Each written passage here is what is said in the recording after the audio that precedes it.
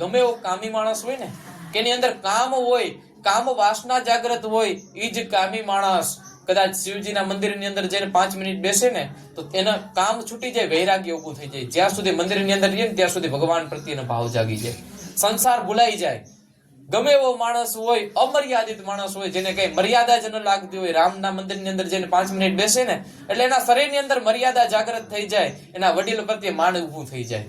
એ પછી ગમે એવો માણસ હોય, ગમે એટલો દુઃખી માણસ હોય, એ કદાચ ભગવાન કૃષ્ણની, ભગવાન વિષ્ણુની સન્મુખ જાય ને એટલે ગમે એવડું કરોડોનું દેવું માથે ચડી ગયું હોય ને તો એ ભગવાન કૃષ્ણની આંખમાં આંખ મિલાવીને બેસે ને દ્વારિકાધીશના મંદિરમાં ટ્રાય કરજો.